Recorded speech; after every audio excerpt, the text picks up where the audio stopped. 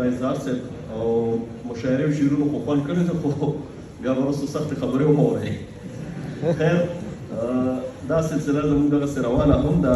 یو ډېره محترمه مشره چې ډېره ښه لیکواله ده، د پښتو په هر سر ته تقریبا کار کړی دی، مختلف کتابونه د افسانو د ډرامو د هر څه راغلي دي، د شعرونو هغه هم زموږ د محفل کې ناسته ده، تشریف یې راوړی دی. هغې ته خواست دی محترمې سرینې کاندر میډم ته یې ته خواست دی چې راشي دا دواړه کمبینیشن وګوره چې چا څه لیدلي هغه څنګه یي چې چا نه لیدلي تیاري، خو د زړه سترګې هم شته، د ظاهر سترګې هم شته، د باطن سترګې هم شته. رحمان بابا وایي چې څوک وایي عاشق ړوند دی هغه خوار شه. د رحمان په عاشقۍ کې سترګې وشوې. نو سترګې دا ډېر سمبالیک شی دی چې ته سترګې ظاهر والی، ځینې بینایي ړاندي، د کرپشن ته وګوره، د دنیا ته وګوره، د خرابي ته وګوره، د رشوت ته، دا چې کوم د میرټ وایلیشن دا هسې دا ړانده دي. بینا هغه دي چې تا ته حق وایي، د حق خبرې کوي. نو دا زه په دې وخت به یاد کوم خپل مشران اعظم صاحب وایي چې یي دغه دوه سترګې خو بیل بیل یې د کتو انداز، چاته شګلونه د چا سترګو کې. او دا حمزه بابا وایي چې دا څنګه بې وفا شوې پښتنې پس له وعدې، پیغور هم ټیټې نه کړلې انګریزي سترګې ستا. نو دا انګریزي سترګې دي، سپینې سترګې دي. موږ پښتنو کې اوسه پورې د تور سترګو، د شین سترګو، د زیړو سترګو، د بس د هغې نظر ما تعلیم نه چې دا خلک محرومه کوي. او معذرت غواړم د هغې خلکو نه چې څوک د ښځو د تعلیم اګینسټ یو خبره کوي. نو د دې نظم عنوان دی بلا. نو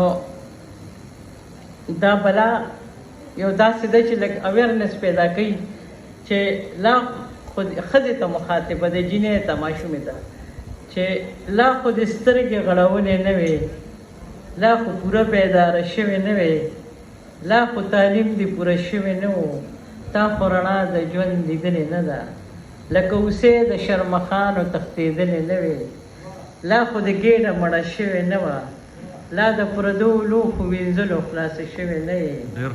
ای نازنینې ستا د ژوند د احترام او عزت ارمان پوره خو نه و، لا مجبورې او بېوسۍ دې ختمې شوې نه وې، لا خو حقونه چا درکړي نه وو، لا خو د سترګې وچې شوې نه وې.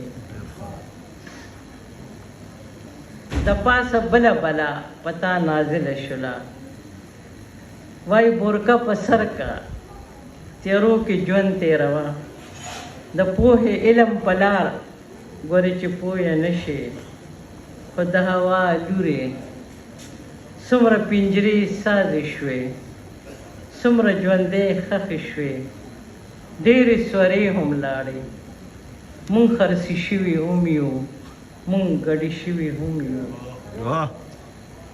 ماتې به نه قبلوو، راځه چې لوز وکړو، مونږ که په خپله سیمه امن غواړو، ورسره به مساوات غواړو، حقوق غواړو، انصاف غواړو.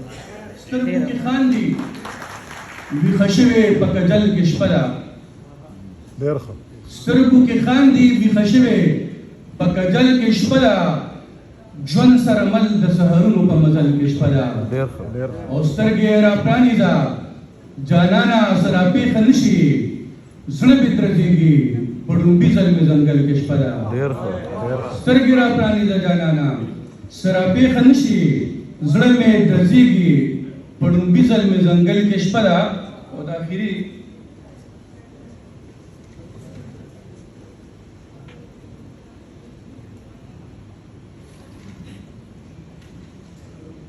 بس یو قطعه به تاسو ته ووایم،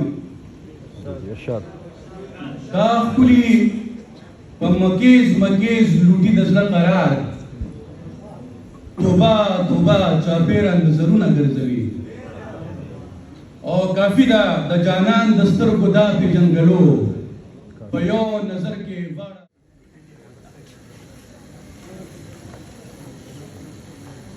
Mr. Laik Zada Laik,